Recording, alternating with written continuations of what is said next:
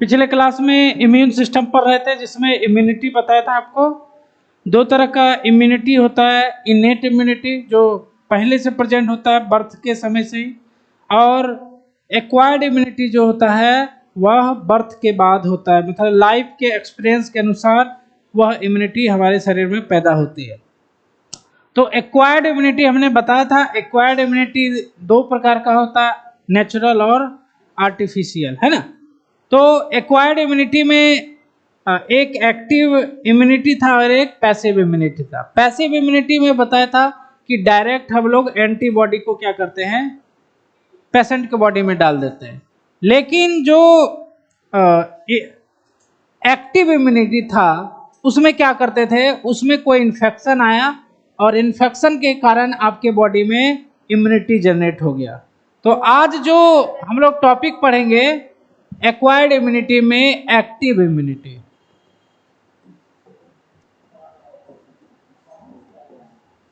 है ना। Active immunity इसमें बताया था। एक्टिव इसीलिए कहते हैं क्योंकि इस तरह के इम्यूनिटी में जो होस्ट होता है, पेशेंट होता है, उसका इम्यून सिस्टम मतलब वर्क करता है, ये होता है एक्टिव इम्यूनिटी। एक्टिव इम्यूनिटी आपको बताया था दो तरह से होता है, एक तो नेचुरल होता है और एक आर्टिफिशियल होता है। तो या तो ये इन्फेक्शन के कारण जनरेट हो जाता है, या हम लोग वैक्सीनेशन करते हैं तो उस समय एक्टिव इम्यूनिटी जनरेट होता है। पैसिव वहीं तक उतना ही पढ़ना था, डायरेक्ट एंटीबॉडी डाल दिया जाता है पैसिव में। तो एक्टिव इम्यूनिटी के बारे में थोड़ा डिटेल में पढ़ेंगे। इसमें आपको बताया था मेमोरी होता है एक्टिव इम्यूनिटी में, है ना। तो एक्टिव इम्यूनिटी क्यों होता है, इम्यूनिटी generated by इन्फेक्शन या वैक्सीनेशन। या तो आपको कोई इन्फेक्शन हो गया हो या आपने वैक्सीनेशन कराया है, तो उस समय यह इम्यूनिटी जनरेट होता है। इस इम्यूनिटी को बनाने के लिए डब्ल्यूबीसी का लिम्फोसाइट जिम्मेदार होता है। कौन जिम्मेदार होता है, लिम्फोसाइट, है ना।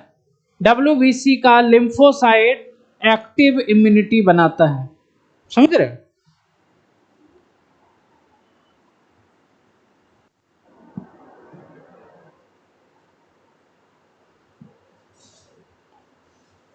लिम्फोसाइट जो कि क्या होता है, एक प्रकार का WBC. Lymphocytes involve in active immunity.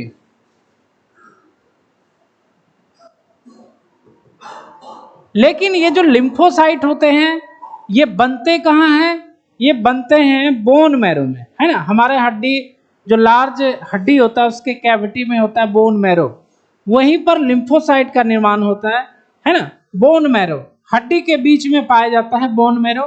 और अगर हम फिगर बनाएं किसी ह्यूमन की, तो यहाँ हमारे शरीर में एक जगह, जैसे ये स्टर्नम है, स्टर्नम के जस्ट नीचे साइड में, हार्ट के जस्ट आगे, इस हड्डी में एक विशेष प्रकार का ग्लैंड होता है।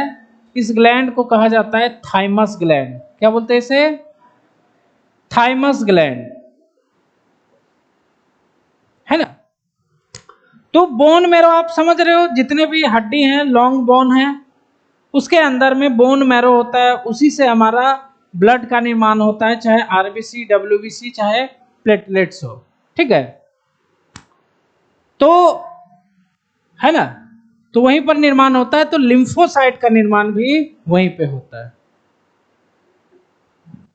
तो सबसे पहले बोन मैरो को बनाते हैं, ये हड्डी हो गया, लॉन्ग बोन हो गया, और इसके अंदर में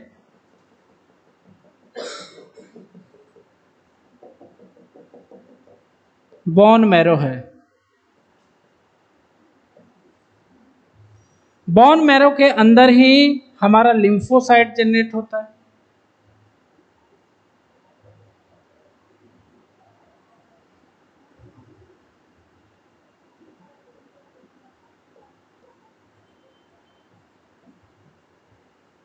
ठीक है।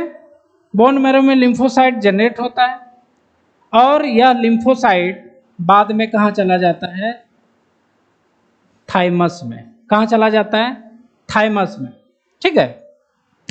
तो बोन मैरो जो होता है प्राइमरी ऑर्गन होता है लिम्फोसाइट फॉर्मेशन का, या मेन लिम्फोसाइट ऑर्गन होता है बोन मैरो। बोन मैरो से लिम्फोसाइट थाइमस सेल में चले जाते हैं।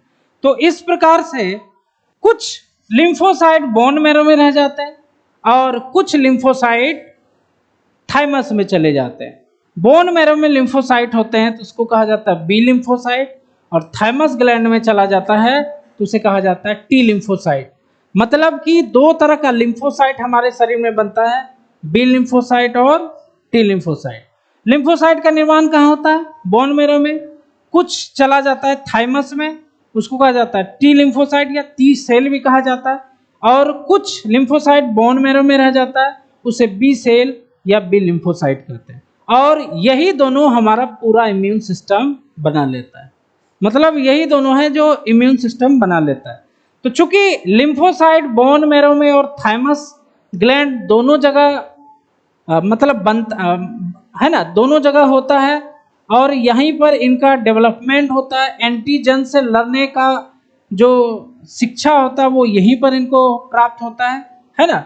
इसलिए बोन मैरो और थाइमस ग्लैंड को प्राइमरी लिम्फॉइड ऑर्गन बोलते हैं। क्या बोलते हैं इसको? Primary lymphoid organ. लिम्फॉइड मतलब लिम्फोसाइट से मतलब है। समझ रहे बात को?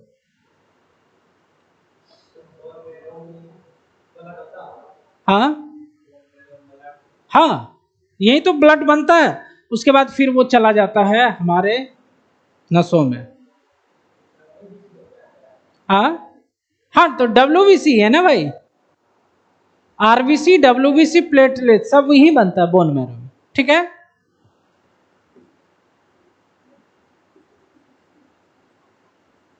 lymphocyte produces in bone marrow, lymphocyte produces in bone marrow, and some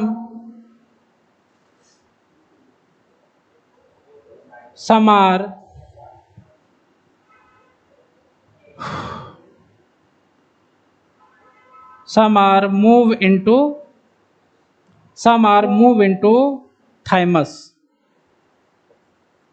thymus gland. कुछ जो होते हैं वह थाइमस ग्लैंड में मूव कर जाते हैं, है ना। तो कुछ लिम्फोसाइट बोन मैरो में भी रुक जाते हैं और कुछ थाइमस ग्लैंड में चले जाते हैं। बोन मैरो में जो लिम्फोसाइट रहते हैं उन्हें बी लिम्फोसाइट बोलते हैं, और थाइमस ग्लैंड के जो लिम्फोसाइट होते हैं उसको टी लिम्फोसाइट कहते हैं। lymphocyte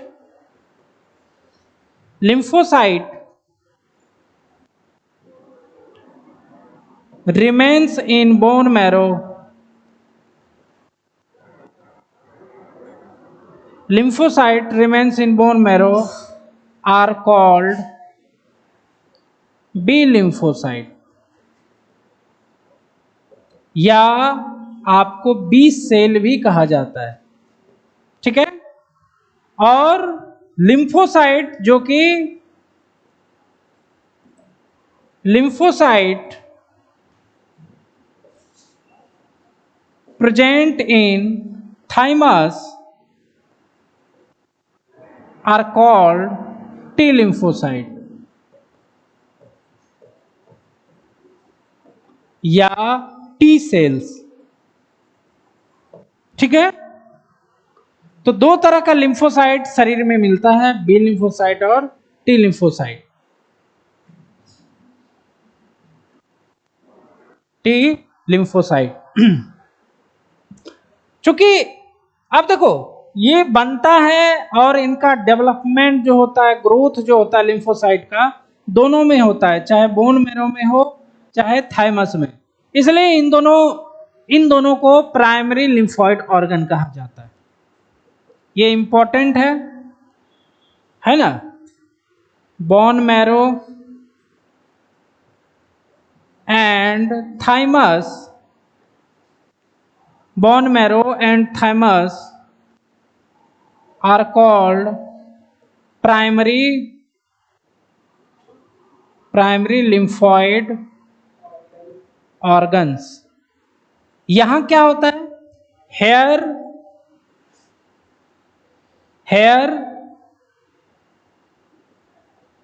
डेवलपमेंट, है ना, development and growth of lymphocyte takes place, है ना।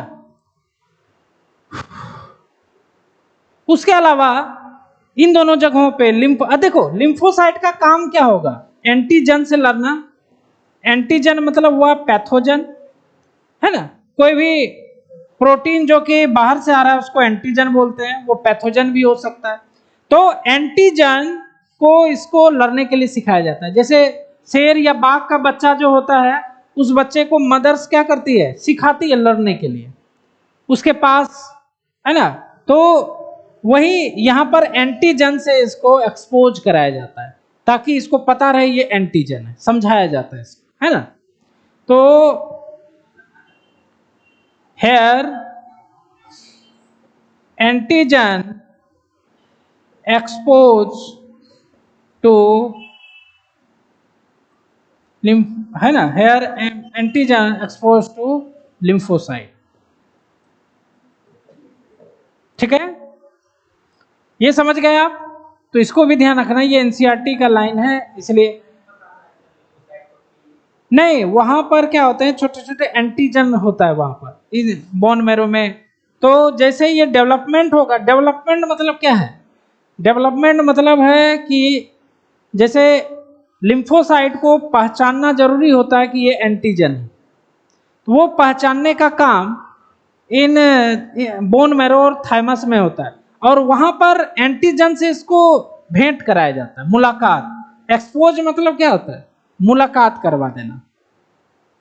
जैसे हम लोग वैक्सीनेशन में करते हैं, बॉडी को एंटीबॉडी बनवा देते हैं, मुलाकात करवा देते हैं, ठीक है। अब इसके बाद देखो क्या होता है,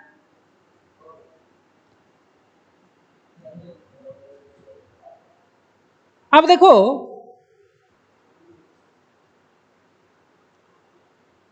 अब लिम्फोसाइट जैसे ही तैयार हो जाते हैं, इनको लड़ने के लिए भेजा जाता है शरीर के विभिन्न अंगों में, है ना, बॉडी के विभिन्न पार्ट्स में।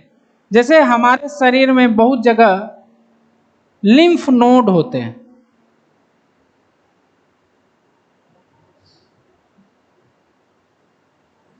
हमारा जो स्टमक होता है उसके बगल में भी एक ग्लैंड होता है, उसको कहा जाता है स्प्लीन ग्लैंड। क्या बोलते हैं उसको, स्प्लीन।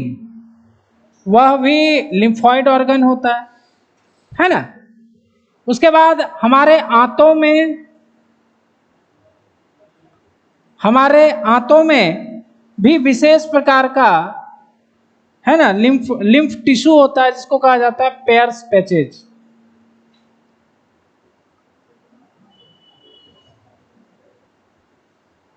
ठीक है। तो थाइमस और बोन मैरो से निकल करके जो लिम्फोसाइट है वो स्प्लीन में चला जाता है, लिम्फ नोड में चला जाता है, पेयर पैच में चला जाता है। यहां पर इनको असली एंटीजन से भेंट होता है। किसे होता है, एंटीजन से भेंट होता है, और इनका पूर्ण डेवलपमेंट हो जाता है। तो इसीलिए इन तीनों को क्या बोलते हैं हम लोग। और टॉन्सिल भी नाम सुना होगा आपने, टॉन्सिल जो हमारे माउथ में होता है, पढ़ाए थे 11th में। तो टॉन्सिल भी एक प्रकार का लिम्फॉइड ऑर्गन होता है। तो टॉन्सिल, स्प्लीन, लिम्फ नोड तो पूरे शरीर में फैला रहता है, पेयर्स पैचेज, ये सभी सेकेंडरी लिम्फॉइड ऑर्गन होते हैं। क्या होते हैं, प्राइमरी में बोन मैरो और थाइमस होता है, और सेकेंडरी में ये सभी होते हैं। तो क्या लिख रहे हैं,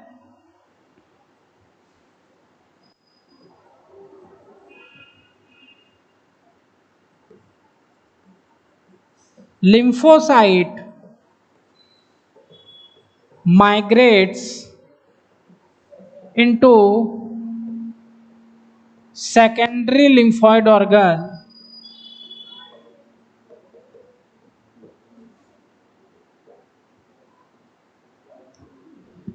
lymphocyte migrates into secondary lymphoid organ.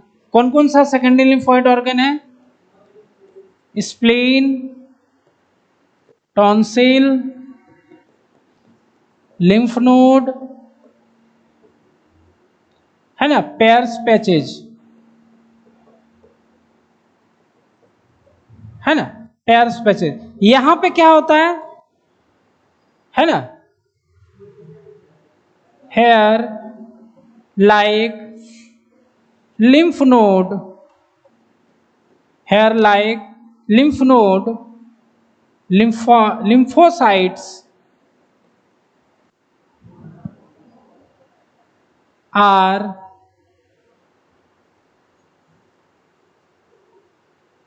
है ना phase 2 एंटीजेंस। यहां पर एंटीजेंस होते हैं, फेस होता है यहाँ पर रियल में, और यहीं पे मेन लड़ाई होती है। जितना लिम्फ नोड है ना आपको, टॉन्सिल, स्प्लीन, पेयर्स पैचेज, ये सभी मतलब क्या होता है कि देखो, जैसे कि बोन मैरो थाइमस ग्लैंड में लिम्फोसाइट बन चुका है, ठीक है, और चला गया है स्प्लीन वगैरह लिम्फ नोड में, ठीक है। जैसे ही हमारे शरीर में कोई पैथोजन आता है, सबसे पहले ये लिम्फ नोड जितने भी हैं सब उस पैथोजन को रिकॉग्नाइज कर लेता है। जैसे रिकॉग्नाइज किया ब्लड में, तैसे ही लिम्फोसाइट क्या होते हैं, तैयार हो जाते हैं और लड़ाई स्टार्ट हो जाती है। मेन जो लड़ाई करने वाला जो है ये है लिम्फ नोड, ये पूरे शरीर में होता है और यही पैथोजन को रिकॉग्नाइज करता है, जिसके कारण लिम्फोसाइट जागृत होता है और जाके एंटीजन से लड़ाई होता है। वही लड़ाई होना है, समझ रहे बात को। तो लिम्फ नोड कितना इंपॉर्टेंट है। टॉन्सिल तो खैर माउथ में होता है, पेयर्स पैचेज तो वहां होता है हमारे पेट में, आंतों में, है ना, इंटेस्टाइन में होता है। स्प्लीन जो होता है या पेट के पीछे होता है ना। स्प्लीन के बारे में आपके एनसीईआरटी में कुछ पार्ट लिखी हुई है, तो आपसे पूछा जाएगा स्प्लीन सेकेंडरी लिम्फॉइड ऑर्गन है। कैसा है? Secondary lymphoid organ. ये खुद कैसा होता है? ये आपको बीन सेपेड होता है या पियर सेपेड, बीन सेपेड होता है, ठीक है। यहाँ पर आरबीसी, जो मरा हुआ आरबीसी है, यहाँ पर स्टोर होता है ना। तो एरिथ्रोसाइट या आरबीसी है ना, स्टोर होता है यहाँ पर, और यह मार भी देता है आरबीसी।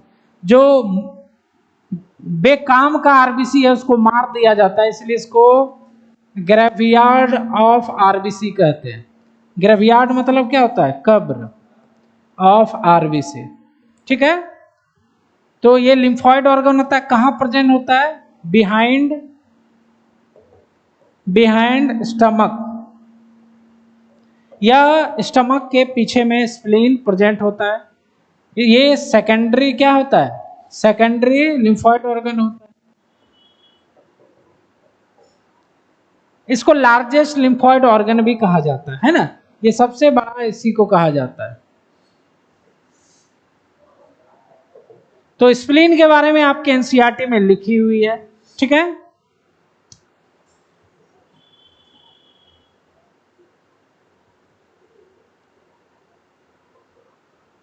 समझ में आया? सारा बात आया समझ में?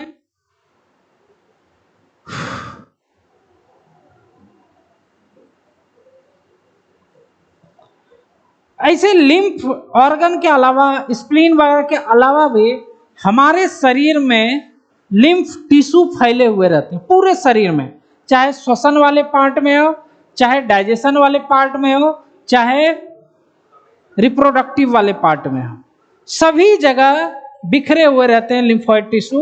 और जहां पर भी पैथोजन मिलता है वहां पर लिम्फ को जगा देता है, लिम्फोसाइट को जगा देता है और लड़ाई करता है। तो आपके एनसीईआरटी में लिखा हुआ है माल्ट। माल्ट मतलब क्या होता है? पिछले क्लास में आपको बताए थे चाहे हमारा डाइजेस्टिव सिस्टम हो, चाहे रिस्पिरेटरी सिस्टम हो, चाहे रिप्रोडक्टिव सिस्टम हो, इन सब में म्यूकोसा लेयर होता है, बताए थे ना। म्यूकोसा लेयर या बॉडी के अंदर बैक्टीरिया को ट्रैप कर लेते हैं, समझो इधर, बॉडी के अंदर क्या करते हैं, बैक्टीरिया को ट्रैप कर लेते हैं। तो ये जो म्यूकोसा लेयर होता है, म्यूकोसा लेयर, इसमें आपको लिम्फोइड टिश्यू होते हैं और वह कहलाते हैं माल्ट। म्यूकोसल एक बड़ा, ये क्या कहते हैं, काला लाइन में लिखा हुआ है एनसीईआरटी में, है ना, malt, mucosal associated lymphoid tissue. तो म्यूकोसा में एसोसिएट होता है, जुड़ा रहता है, इसलिए उसको माल्ट कहते हैं। और टोटल लिम्फोइड ऑर्गन का वह 50% बनाता है। ये क्वेश्चन कई बार आ चुका है, तो यहां पर हम लोग लिखते हैं, है ना, क्या हो गया, many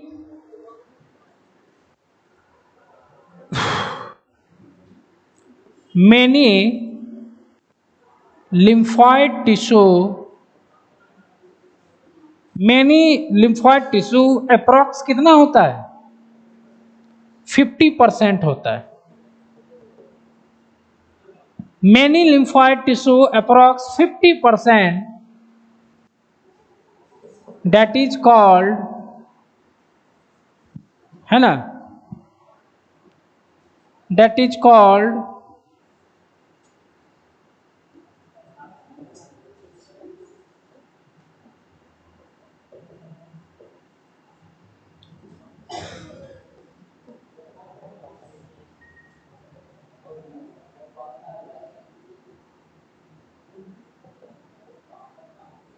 है ना, mucosal lymphoid mall present in mucosa of gastrointestinal,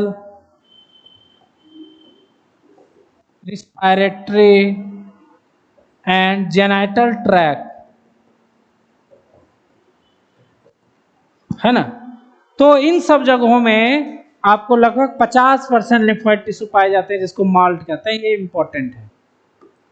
तो आप समझ गए ना, आपके बॉडी में दो प्रकार के लिम्फोसाइट होते हैं, बी लिम्फोसाइट और टी लिम्फोसाइट, है ना। तो यहाँ पर एक छोटा सा चार्ट बनाते हैं, जैसे यहाँ पर बोन मैरो है, बोन मैरो है, और यहाँ से आपको बी सेल या बी लिम्फोसाइट, उसके बाद टी सेल या टी लिम्फोसाइट बनता है ना। बोन मैरो से ही सारा निकलता है। बी सेल जो होते हैं, यह हमारे शरीर में जो इम्यून सिस्टम बनाते हैं, उसको कहा जाता है एंटीबॉडी मेडिएटेड इम्यून सिस्टम। और टी सेल जो है, यह हमारे शरीर में सेल मेडिएटेड इम्यून सिस्टम बनाते हैं, सेल मेडिएटेड इम्यून सिस्टम बनाते हैं, ठीक है। तो बी सेल का जो काम है, इसका काम है एंटीबॉडी बनाना। क्या बनाना? एंटीबॉडी बनाते हैं, इसलिए एंटीबॉडी मेडिएटेड इम्यून सिस्टम कहा जाता है। टी सेल जो होता है, यह 4 प्रकार के होते हैं, T killer cell, T suppressor cell, T helper cell और टी मेमोरी सेल। ये टी सेल जो होते हैं 4 प्रकार से बनाते हैं। यह सेल अकेले लड़ता है। टी सेल क्या करता है? 4 को होते हैं, ये डायरेक्ट लड़ाई करता है। बी सेल क्या करता है? डायरेक्ट लड़ाई नहीं करेगा, यह एंटीबॉडी बना देगा। समझ रहे हो? ये एंटीबॉडी बना देगा, वो लड़ाई करेगा। लेकिन टी सेल क्या है? ये डायरेक्ट लड़ता है, खुद सेल ही लड़ता है। तो इसीलिए इसका नाम है सेल मेडिएटेड इम्यून सिस्टम। क्या नाम है इसका? Cell mediated immune system. तो हम लोग इसको डिटेल में पढ़ेंगे, टी सेल और बी सेल को, ठीक है। तो यहां से हम लोग 2 चीजें पढ़ने वाले हैं। इसके बाद सबसे पहले ये पढ़ेंगे cell mediated immune system, this immune system कौन बनाता है? टी लिम्फोसाइट, टी सेल, या 4 प्रकार के होते हैं। उसके बाद एंटीबॉडी मेडिएटेड इम्यून सिस्टम कौन बनाता है? बी सेल, और इसके बारे में पढ़ेंगे बी सेल क्या करता है। समझ रहे बात को? तो हमारे पास 2 तरह के इम्यून सिस्टम हो गए, है ना? तो उसी इम्यून सिस्टम में हम लोग बी सेल भी पढ़ लेंगे और टी सेल भी पढ़ लेंगे।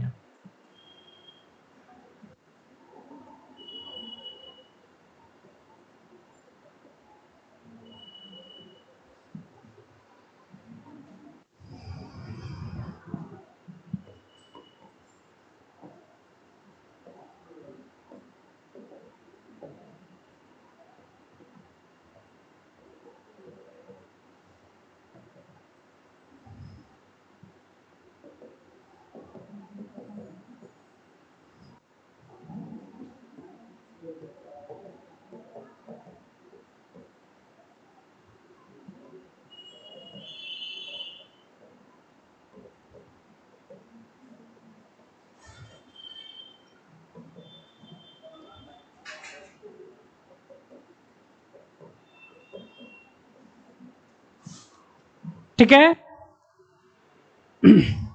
एंटीबॉडी मेडिएटेड इम्यून सिस्टम को एक और इम्यून सिस्टम कहा जाता है, humoral immune system.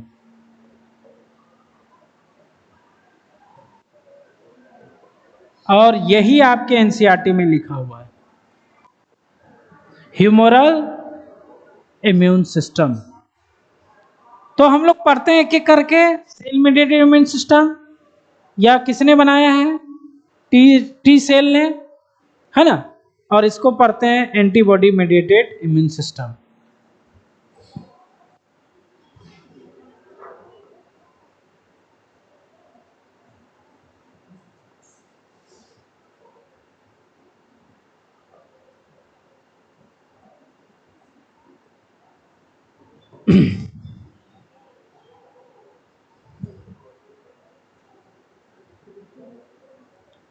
T cell, है ना?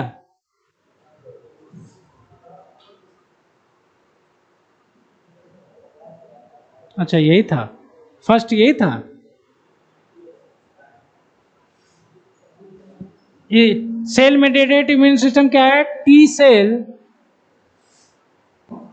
Generated cell mediated immune system. ठीक है। टी सेल कितने प्रकार के होते हैं? 4 होते हैं।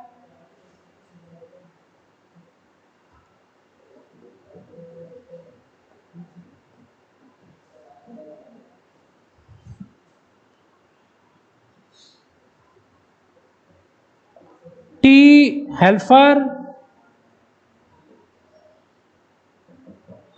T helper cell. देखो टी हेल्पर सेल क्या करता है, ध्यान देना। यह टी किलर सेल और बी सेल, बी सेल मतलब bone marrow cell, B lymphocyte, B cell मतलब बोन मैरो, हाँ बी लिम्फोसाइट। तो यह दोनों को वर्क को कंट्रोल करता है, टी किलर सेल को और बी सेल को।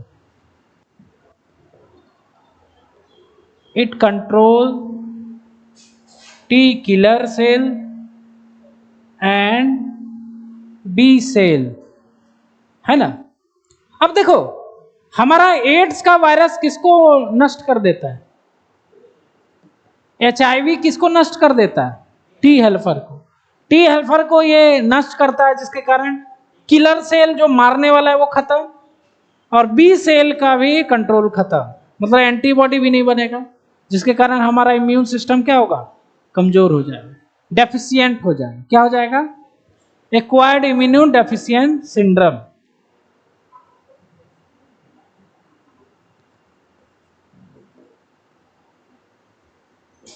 टी किलर मतलब वो समझ रहे हो, है ना?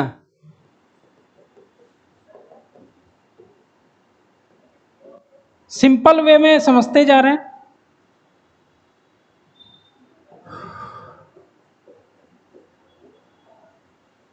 देखो सप्रेसर सेल मतलब कि हाँ सप्रेस करना, जैसे इम्यून सिस्टम आपका जग गया है, वो किसी पैथोजन को मार चुका है, अब पैथोजन को मार चुका है तो अब ऐसा ना हो कि जो जोश में वह अपने सेल को भी मारने लगे, ये भी तो हो सकता है एक्टिव होने के बाद। जैसे शंकर भगवान जो काली माता जो जग गई थी तो वो नरसंहार कर रही थी राक्षसों का, तो उसी समय वो रुक नहीं रही थी, समझ रहे हो? वैसे पूरा तीनों लोग ब्रह्मांड क्या होता नष्ट हो जाता, तो उसी कारण शंकर जी जो थे लेट गए थे तो उनके गुस्सा को दबाने के लिए। तो वही चीज यहां पर भी है, इम्यून सिस्टम जग गया है, अब ऐसा ना हो कि वो सेल्फ सेल को भी डिस्ट्रॉय कर दे, इसीलिए ये सप्रेस करता है। क्या करता है? It suppress immune system from attacking self cell।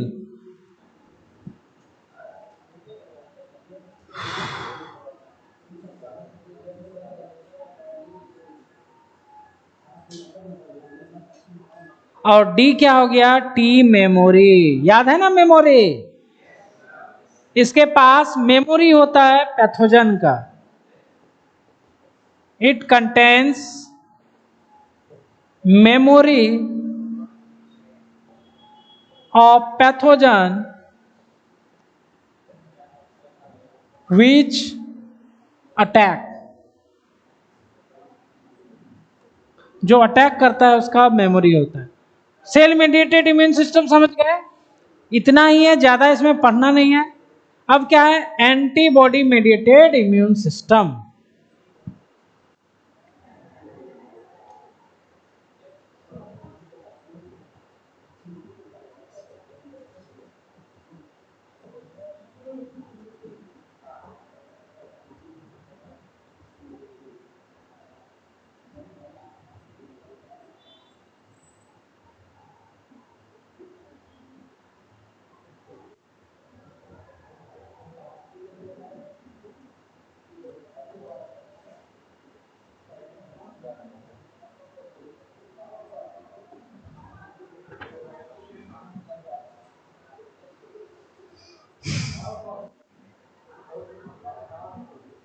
है ना?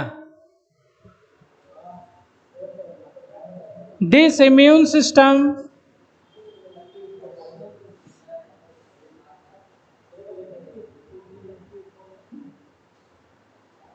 generated by antibody which secreted by B cell या बी लिम्फोसाइट, है ना? तो एंटीबॉडी मीडिएटेड इम्यून सिस्टम है, एंटीबॉडी जनरेट करता है इसको, और सीक्रेट कौन करता है? B lymphocyte. एंटीबॉडी खुद क्या है इसको थोड़ा देखना पड़ेगा। इसका फिगर आता है एंटीबॉडी का। एंटीबॉडी अगर देखो तो यह प्रोटीन ग्लाइकोप्रोटीन होता है। क्या होता है? कॉम्प्लेक्स ग्लाइकोप्रोटीन होता है, और यह 4 पॉलीपेप्टाइड का बना होता है। पॉलीपेप्टाइड समझ रहे हो? प्रोटीन को ही कहा जाता है। तो यह 4 पॉलीपेप्टाइड का बना होता है। 2 हैवी चेन होता है, 4 चेन है ना, 1 2 3 4 इस तरह से होता है। 2 चैन को कहा जाता है हैवी चैन, और 2 जो चैन होता है उसको लाइट चैन कहा जाता है। जैसे ये दोनों लाइट चैन और ये हैवी चैन। एंटीबॉडी किससे बना होता है? एंटीबॉडी एक कॉम्प्लेक्स ग्लाइकोप्रोटीन होता है जिसमें प्रोटीन का 4 पॉलीपेप्टाइड होता है, जिसमें 2 हैवी चैन होते हैं और 2 लाइट चैन होते हैं।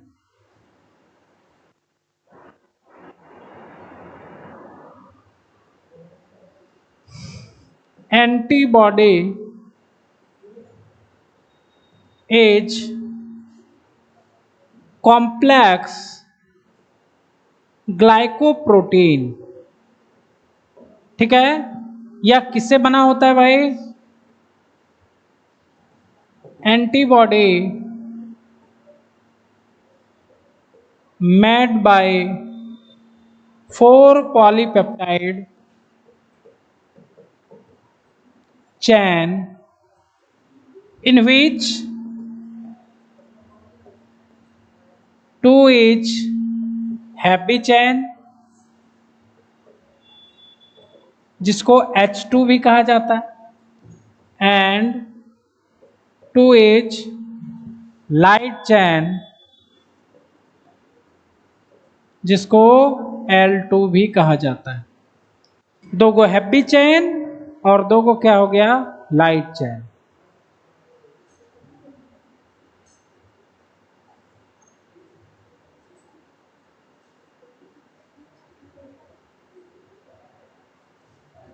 ठीक है H2L2 और सभी चेन जो होते हैं आपस में किससे जुड़े रहते हैं डाई सल्फाइड बॉन्ड किससे जुड़े रहते हैं सल्फाइड बॉन्ड से।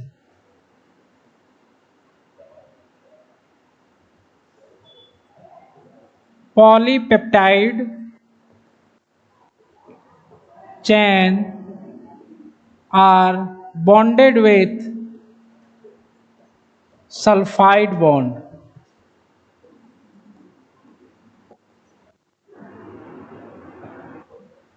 ठीक है इसका फिगर बनाया जाए।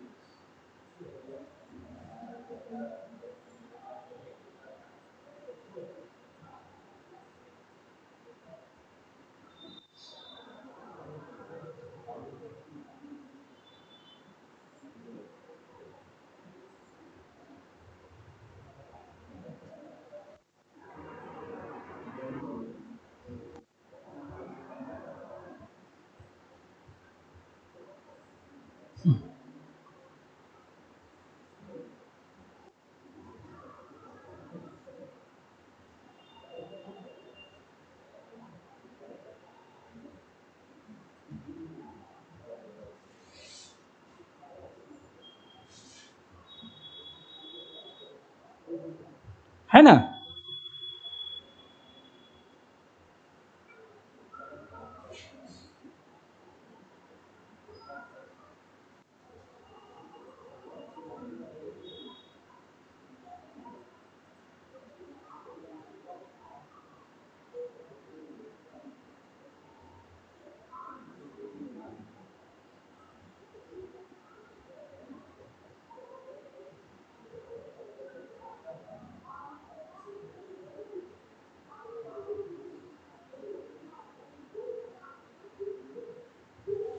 इस तरह से यह सल्फाइड बॉन्ड से जुड़ा रहता है। ये लाइट हो गया लाइट लाइट ये हो गया हैप्पी ये हो गया हैप्पी है ना लाइट चैन दो हैप्पी चैन दो। और यहां पर क्या होता है एंटीजन बाइंडिंग साइट यहीं पे एंटीजन एंटीजन समझ रहे हो चाहे बैक्टीरिया चाहे वायरस या चाहे कोई ऐसा प्रोटीन यहां पर बाइंड होगा।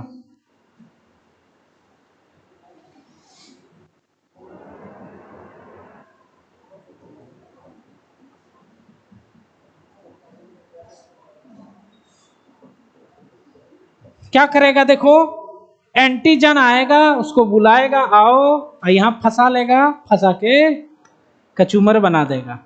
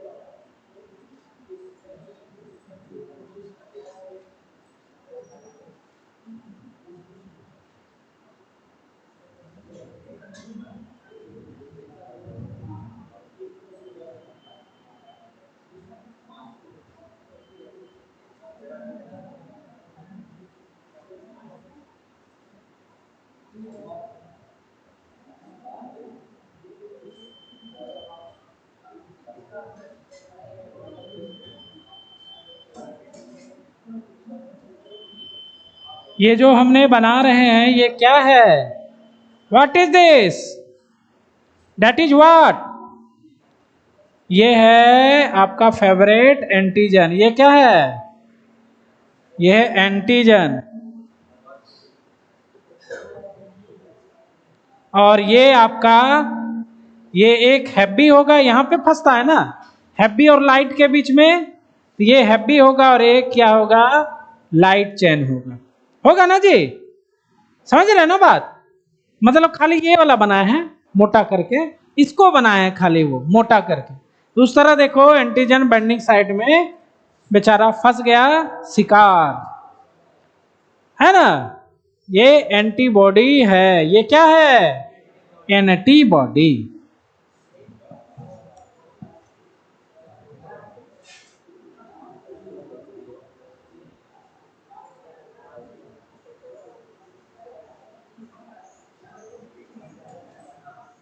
देखो इधर, देखो दिख रहा है ना जी?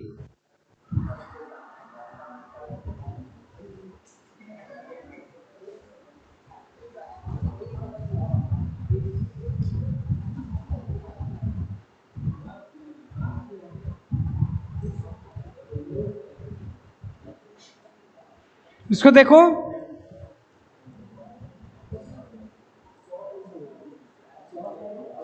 तो समझ रहे हो बात को?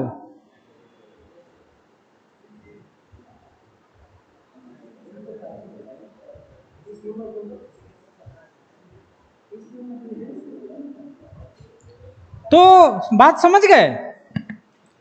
तो ये हो गया आपका एंटीबॉडी। बट एंटीबॉडी जो होता है 5 प्रकार का होता है। कितना होता है? एंटीबॉडी 5 प्रकार का होता है। IgA, IgG, IgM, IgE, IGT. उसको पढ़े।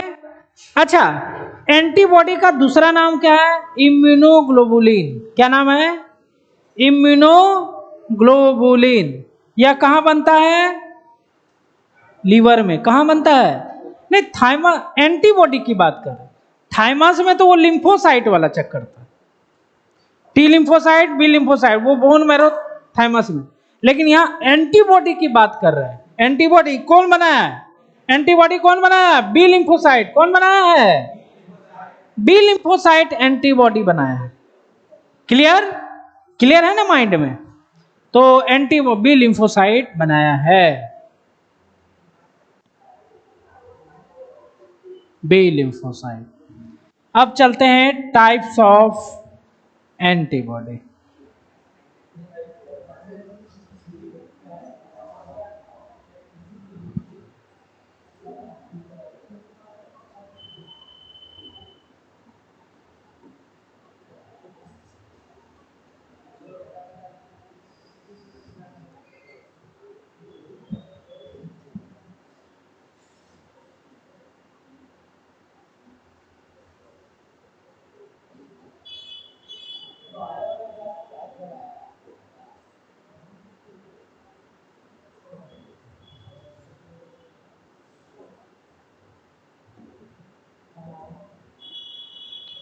एंटीबॉडी का दूसरा नाम क्या है?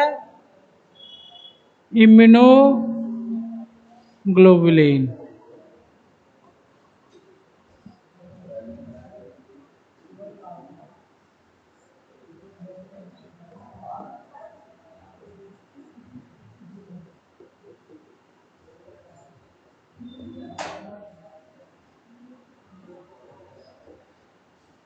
चारों पांचों एंटीबॉडी का थोड़ा अपना अपना अलग अलग है ना?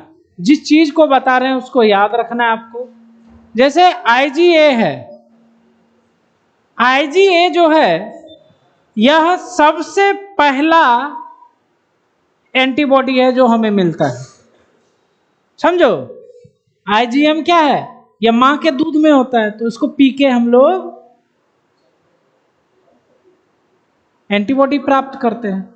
तो ये कहां पाया जाता है? इसको याद रखोगे, आईजीए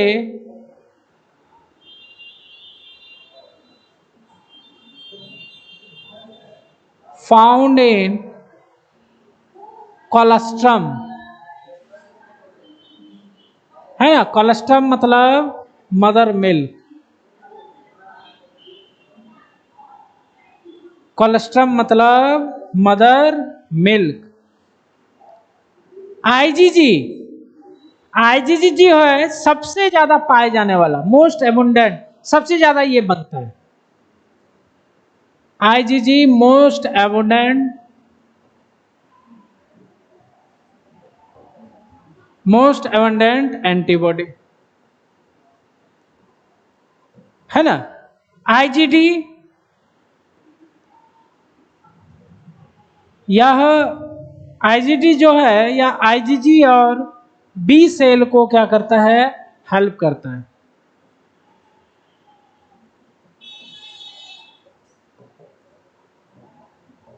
बोन मैरो सेल को, ठीक है। आईजीएम क्या है, सबसे पहला बनने वाला एंटीबॉडी।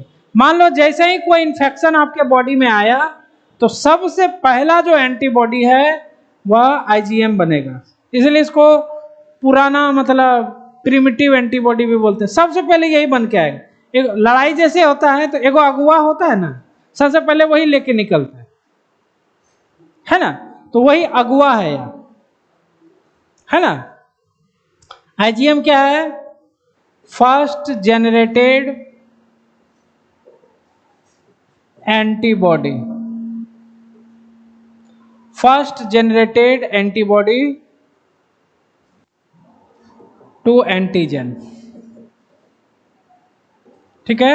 आईजीई, आईजीई का काम होता है जो भी एलर्जी से रिलेटेड रिएक्शन होते हैं वहां पर ये एंटीबॉडी आपको मिल जाएगा।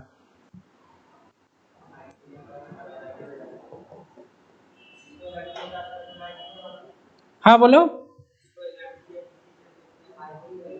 हाँ मिलेगा, उसमें उसमें मिलेगा आईजीई ज्यादा,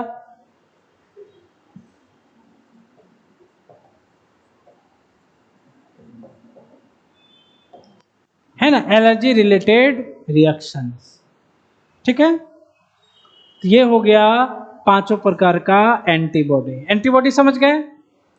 अब देखो हमारे शरीर में आपने देख लिया इनेट इम्यूनिटी, इनेट के बाद एक्वायर्ड इम्यूनिटी जिसमें हम लोग एक्टिव इम्यूनिटी अभी पढ़े, बी लिम्फोसाइट, टी लिम्फोसाइट, है ना। तो हमारे शरीर में तीन गो डिफेंस लाइन होता है, first defence line, second defence line और third defence line. First defence line हमारा स्किन और म्यूकोसा बनाता है। सेकंड डिफेंस लाइन वही मारने वाला सेल जो बताए थे, न्यूट्रोफिल, मोनोसाइट्स वगैरह। और थर्ड लाइन डिफेंस जो होता है वह बी लिम्फोसाइट और टी लिम्फोसाइट बनाता है। बी लिम्फोसाइट एंटीबॉडी बना देता है, टी लिम्फोसाइट सेल के रूप में काम करता है, इसीलिए उसका नाम है सेल मेडिएटेड इम्यून सिस्टम और इसका नाम है एंटीबॉडी मेडिएटेड। तो यहां पर हम लोग लिखेंगे कुछ बात, यहां पर क्या लिखेंगे, कुछ बात। First line of defence, first line of defence. अरे भाई कौन बनाएगा, कौन बनाएगा first line of defence, skin पहला डिफेंस, दूसरा म्यूकोसल लेयर। कोई दिक्कत,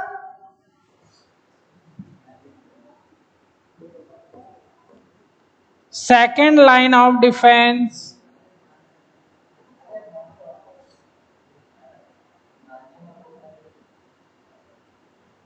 कौन बनाएगा, बनाएगा आपका जैसे मोनोसाइट बताए थे ना, monocyte, macrophage, natural killer,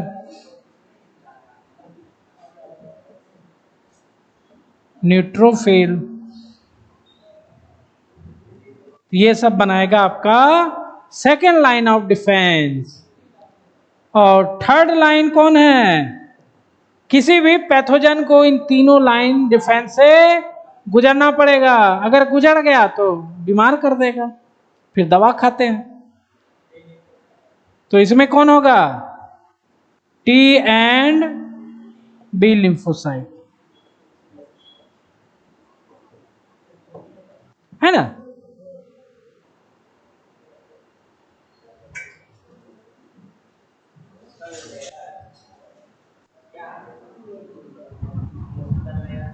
mucosa layer बताए थे ना जी, पिछले क्लास में बताए थे। हमारा ये जो मुंह से लेकर के इंटेस्टाइन तक जो इनर वॉल होता है उसमें म्यूकोसा होता है, वही है म्यूकोसा लेयर। श्वसन वाले में भी होता है, रेस्पिरेटरी ट्रैक में भी होता है।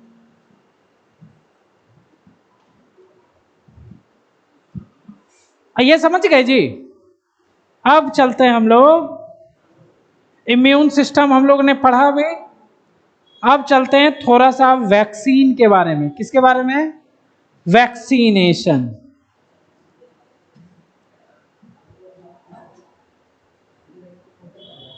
वैक्सीन को हिंदी में क्या बोला जाता है?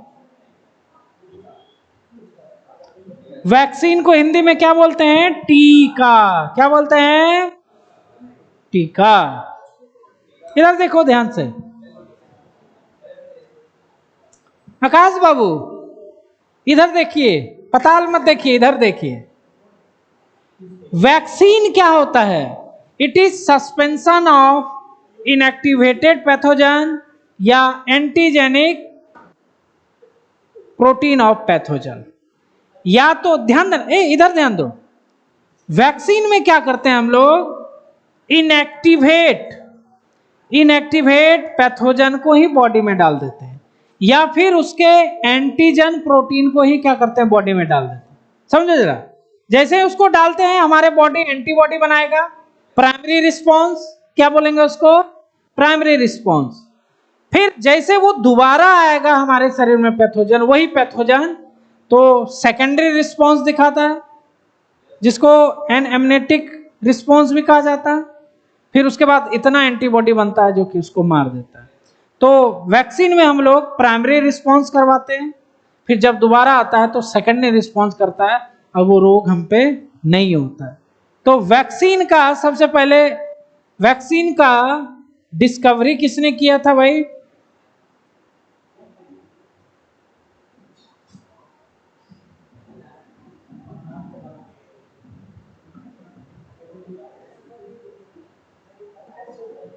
वैक्सीन का डिस्कवरी किया था एडवर्ड जेनर। किसने किया था? Edward Jenner. 1976 में। वैक्सीन का मतलब क्या होता है? क्या हो रहा है तुम लोग? इधर देखो। वैक्सीन जो होता है वह बना है वैक्का नामक टर्म से। वैक्का मतलब होता है काऊ। इसकी जो डिस्कवरी हुई थी वो गाय से हुई थी, ठीक है, गाय से हुई थी, इसीलिए इसका नाम क्या है? वैक्सीन। वैक्का मतलब गाय होता है। एडवर्ड जेनर जो थे उनके पास गाय थी, ठीक है। तो गाय थी तो एक गाय दूहने वाला आता था, है ना, गाय दूह के जाता था। तो उसने देखा कि पूरे एरिया में सबको डिजीज हो चुका है, चेचक रोग हो चुका है, बट उस गाय दूहने वाले को चेचक नहीं हुआ है। तो उन्होंने सोचा कि इसके शरीर में कुछ ना कुछ ऐसा है जो कि इसे वो रोग नहीं हो रहा है। तो जब उसको डिस्कवर किया गया तो पता चला उसके शरीर में एक प्रकार का वैक्सीनेशन हो चुका है ना। तो उसी के नाम पर पड़ा है वैक्का। मतलब उसके शरीर में देखा एंटीबॉडी बन चुका है सेकेंडरी रिस्पॉन्स के द्वारा। इसके मतलब उसमें कुछ कुछ थोड़ा सा आया था, एंटीबॉडी बनाया, फिर उसको नहीं हुआ, ठीक है।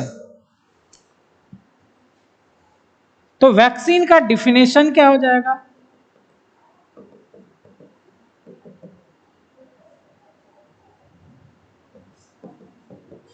इट इज, वैक्सीन का डिफिनेशन क्या हो जाएगा? It is suspension of inactivated pathogen. देखो क्या लिखे हैं, पैथोजन को इनएक्टिवेट करके शरीर में डालते हैं, और एंटीजेनिक प्रोटीन ऑफ पैथोजन।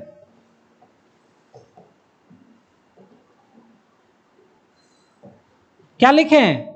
या तो इनएक्टिवेटेड पैथोजन होता है सस्पेंशन इसका, या फिर एंटीजेनिक प्रोटीन ऑफ पैथोजन। या तो पैथोजन को डायरेक्ट डाल देते हैं या उसका प्रोटीन डाल देते हैं, एंटीजेनिक प्रोटीन। ठीक है, तो वही है वैक्सीन। वैक्सीन का वर्किंग प्रिंसिपल क्या होता है?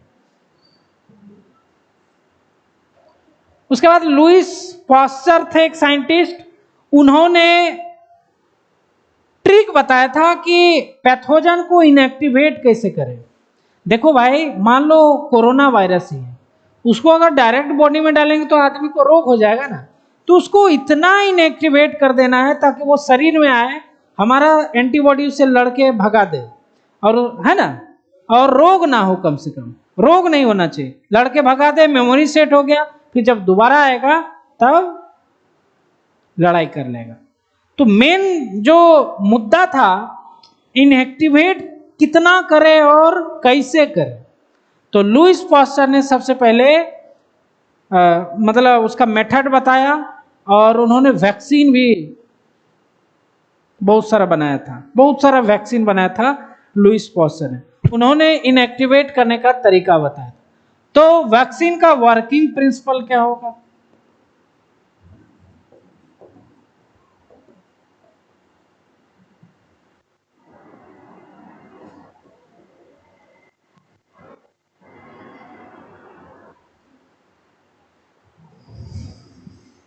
आकाश बाबू, वर्किंग प्रिंसिपल देखना पड़ेगा। वर्किंग प्रिंसिपल ऑफ वैक्सीन तो किस पर आधारित है? मेमोरी पर, मेमोरी ऑफ इम्यून सिस्टम। जिसमें क्या होता है कि जब हम लोग इनएक्टिवेट पैथोजन को बॉडी में डालते हैं तो प्राइमरी रिस्पॉन्स होता है, फिर जब वो रियली में हमारे बॉडी में आता है तो सेकेंडरी रिस्पॉन्स करके बहुत सारा एंटीबॉडी, है ना।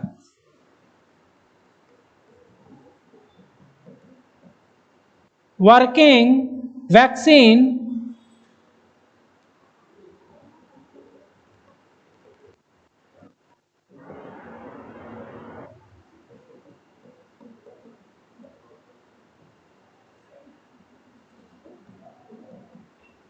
Immune system, memory of immune system. तो इम्यून सिस्टम क्या होता है? हम लोग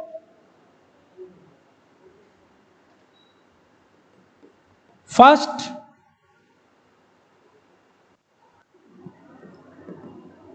inactivated pathogen given to patient, then first inactivated pathogen given to patient, then primary response, है ना, then primary response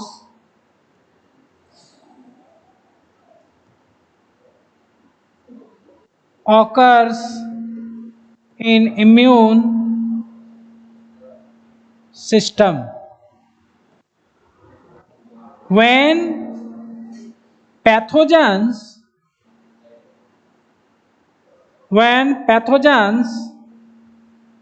really attack second time, then कौन सा response? Secondary. Then secondary response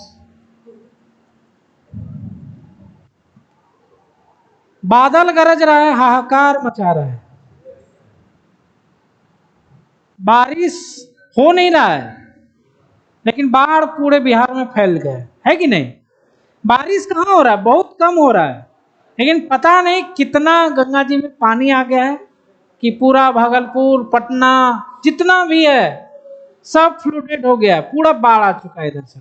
घर में पानी बह रहा है ना, घर से पानी बह रहा है भाई। हमको वीडियो आया बहुत सारा, मतलब घर का ही पानी बह रहा है, एकदम घर में बह रहा है, पूरा भरा हुआ है पानी, बैठा हुआ है, कुर्सी टेबल तक पहुंच चुका है, कुर्सी पे बेचारा बैठा हुआ है। तो सोचो आदमी कैसे रह रहा है, सब छत पे रह रहा है। तो इसका निराकरण करना बहुत जरूरी है कि नहीं? देखते हो रूस वाला क्या किया था, समुद्र का रास्ता ही चेंज कर दिया बाढ़ आने के चक्कर में।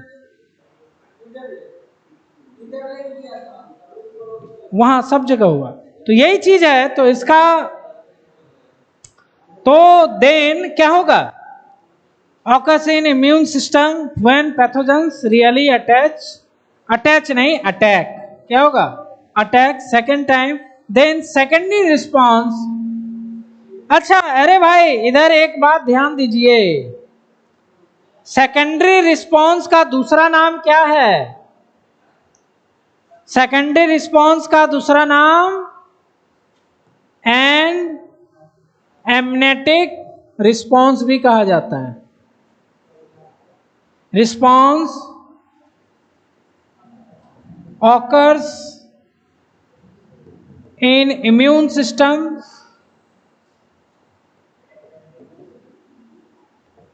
then body produce enough antibody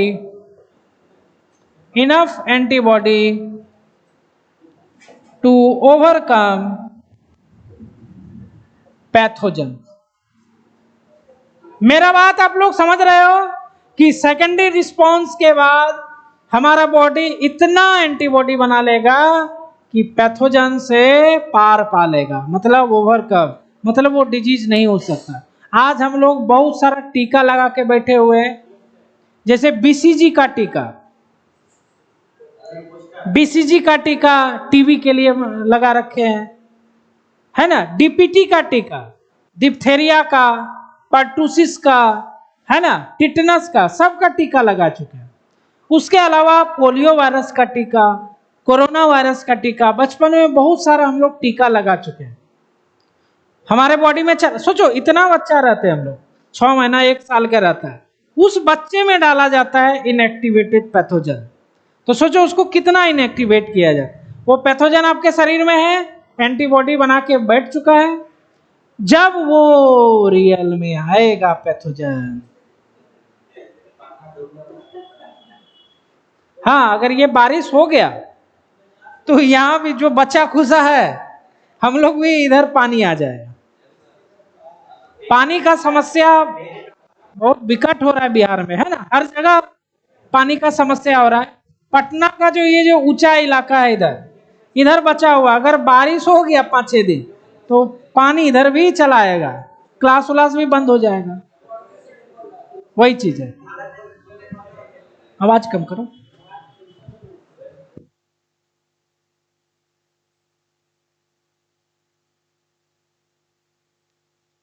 समझ में आया? ये सब समझ में आ गया जी?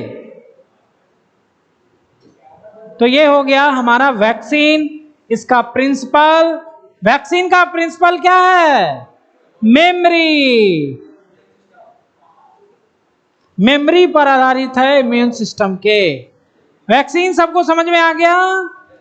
आ गया जी?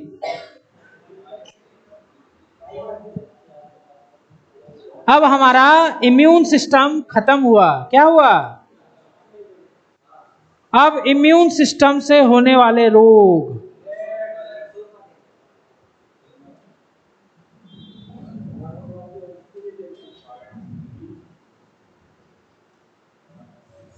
तो इम्यून सिस्टम से होने वाले रोग को 3 प्रकार से हम लोग कैटेगरी में बांटते हैं, 3 कैटेगरियों में बांट देते हैं, है ना। अब जो हेडिंग होगा, अब कुछ नहीं बचा ना, वैक्सीन पढ़ ही लिए, बी लिम्फोसाइट, टी लिम्फोसाइट पढ़ लिए। अब क्या है? Immune disorder.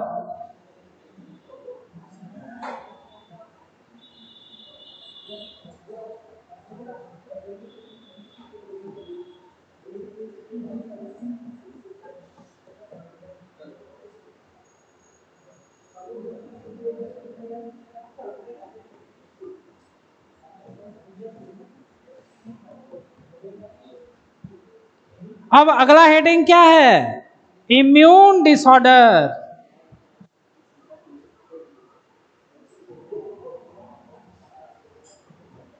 आज सतीश बाबू मान नहीं रहे हैं, पूरा बात कर रहे हैं,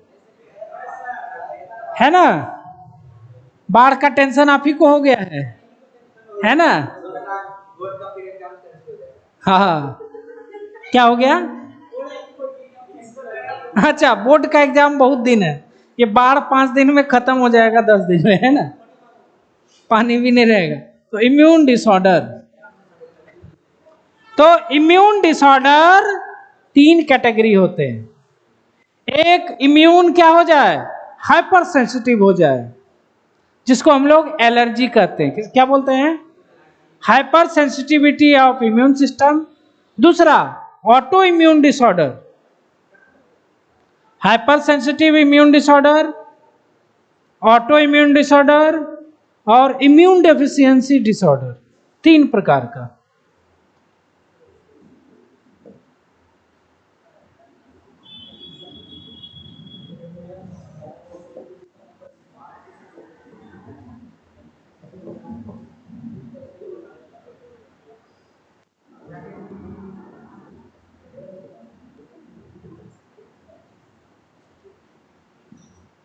हाइपर सेंसिटिव इम्यून डिसऑर्डर, दूसरा है auto immune disorder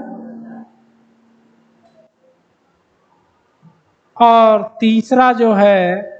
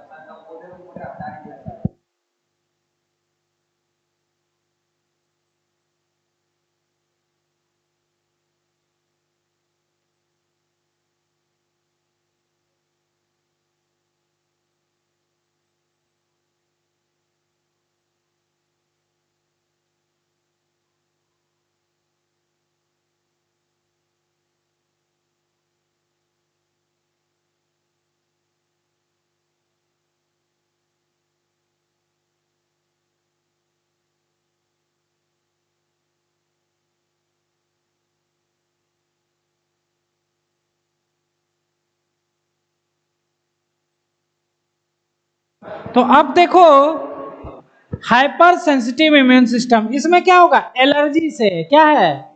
allergy, asthma, hay fever सब इसी में आएगा।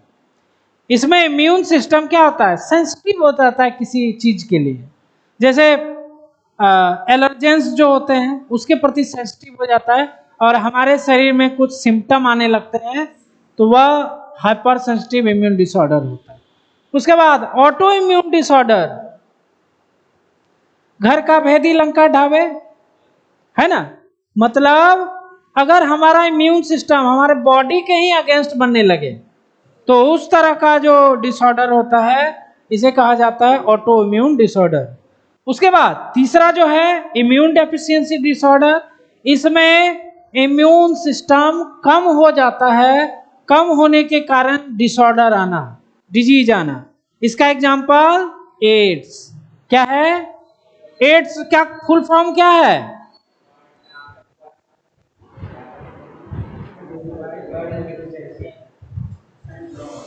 क्या है?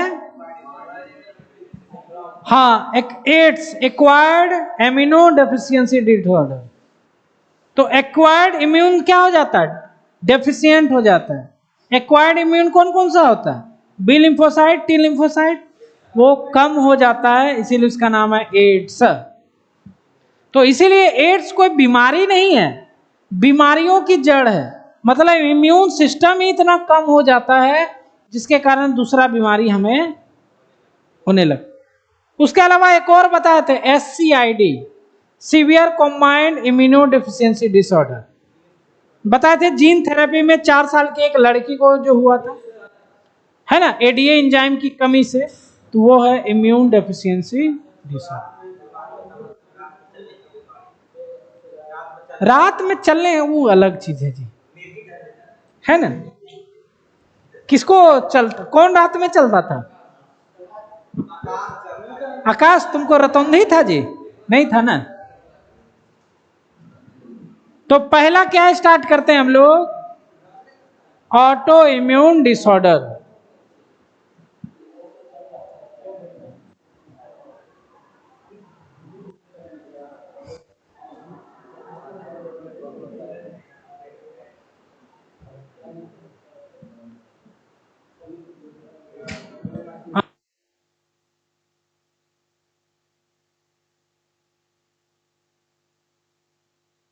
तो अब चलते हैं हम लोग, पहला हेडिंग डालते हैं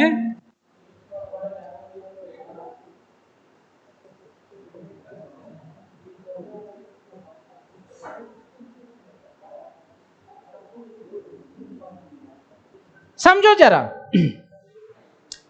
हमने एक एक्वायर्ड इम्यूनिटी का एक खासियत बताया था, discrimination between self and non self. हमारा इम्यून सिस्टम अपने को और पराये को समझता है, सेल्फ एंड नॉन सेल्फ, लेकिन यहाँ पर वो जो उसका गुण होता है वो खो जाता है, जिसके कारण हमारे बॉडी के अगेंस्ट ही एंटीबॉडी बनने लगता है, जिसके कारण ये सभी रोगे होती है ना। तो क्या लिखेंगे? पहला line,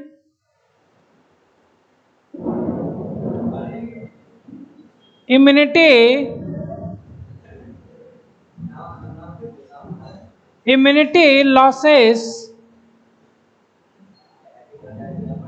discrimination, immunity losses, discrimination between self and non-self, self and non-self, ठीक है। our immune form against body cause autoimmune disorder।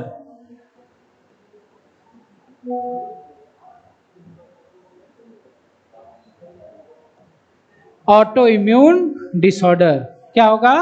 Auto immune disorder, जिसमें बहुत सारे एग्जाम्पल्स हैं।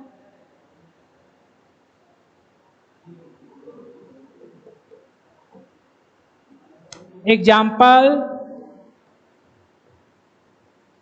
माइस्थेनिया ग्रेविस, उसके अलावा परनीशियस एनीमिया,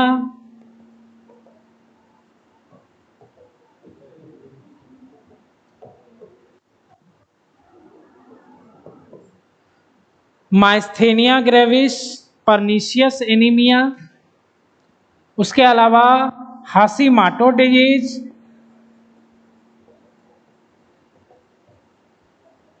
और जो सबसे इंपॉर्टेंट है जो आपके एनसीईआरटी में दिया हुआ है, रिमेटॉइड अर्थराइटिस,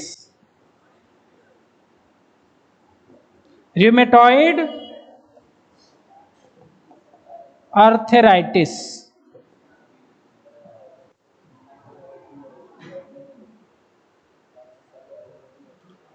उसके अलावा भी होता है इंसुलिन डिपेंडेंट डायबिटीज, उसमें भी ये प्रॉब्लम आती है। तो ये सभी ऑटो इम्यून डिसऑर्डर है, ठीक है। माइस्थेनिया ग्रेविस, देखो एक एक करके इसको देखेंगे। माइस्थेनिया ग्रेविस जो होती है, इसमें एसिटाइल कोलिन के अगेंस्ट ही एंटीबॉडी बन जाता है। एसिटाइल कोलिन आपको याद होगा कि मसल्स और न्यूरॉन के जंक्शन या न्यूरॉन के जंक्शन के बीच में एक केमिकल होता है जो कि दोनों के बीच में जो इम्पल्स होता है उसको पहुंचाता है ना, सिनेप्स में। तो एसिटाइल कोलिन के अगेंस्ट ही अगर एंटीबॉडी बन जाए तो मैसेंजर जो मैसेज पहुंचाने वाला वो खत्म। तो क्या होगा, अगर न्यूरॉन मसल्स को कोई मैसेज डाल रहा है, जा ही नहीं पा रहा है इसके पास, तो मसल्स क्या होगा, कॉन्ट्रैक्ट अवस्था में रह जाएगा, जिसके कारण पैरालिसिस हो सकता है ना, मसल्स डीजेनरेट हो जाएगा क्योंकि इसको सिग्नल ही नहीं मिल रहा है। तो यहां पर क्या हो रहा है, मास्थेनिया ग्रेविस में जो एसिटाइल कोलिन है, जो मैसेंजर है, उसी के अगेंस्ट में एंटीबॉडी बन जा रहा है, जिसके कारण मास्थेनिया ग्रेविस होता है। उसके बाद परनीसियस एनीमिया। एनीमिया नाम सुन, एनीमिया है ना, देखो ब्लड बनाने के लिए, आरबीसी बनाने के लिए विटामिन बी12 की आवश्यकता होती है, और विटामिन बी12 हम लोग जो खाना खाते हैं उसका अवशोषण हमारे स्टमक में हो जाता है ना। जो फैक्टर उसको अवशोषण करता है विटामिन बी12 को, उसका नाम है कैस्टल इंट्रिंसिक फैक्टर। क्या नाम है उसका, कैस्टल इंट्रिंसिक फैक्टर। वही विटामिन बी12 को एब्जॉर्ब करता है। लेकिन क्या होता है, कैस्टल इंट्रिंसिक फैक्टर के अगेंस्ट में ही एंटीबॉडी बन जाता है, वो नष्ट हो गया, विटामिन बी12 अवशोषण बंद, अवशोषण बंद तो खून की कमी। Hashimoto disease, thyroid gland, thyroid gland के अगेंस्ट में एंटीबॉडी बन जाता है इसमें। इस तरह का जो रोग होता है उसको कहा जाता है हाशिमोटो डिजीज।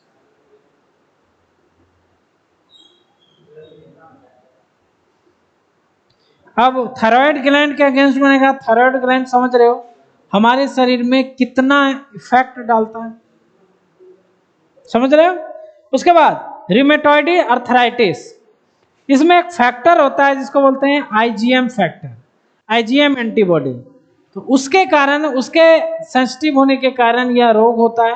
अर्थराइटिस मतलब समझ रहे हो, जॉइंट पेन, तो जॉइंट पेन होता है, अर्थराइटिस हो जाता है, जिसके कारण जहां जहां जोड़ है, जॉइंट है, यहाँ यहाँ घुटना वगैरह में हर जगह दर्द होगा। धीरे धीरे उस जॉइंट जो मूव करना है वो धीरे धीरे क्या होगा, बंद हो जाएगा, जिसके कारण इस रोग को कहा जाता है रिमेटॉइड अर्थराइटिस। तो इसको क्या करेंगे हम लोग अगले क्लास में एक एक करके पढ़ लेंगे, समझ रहे बात।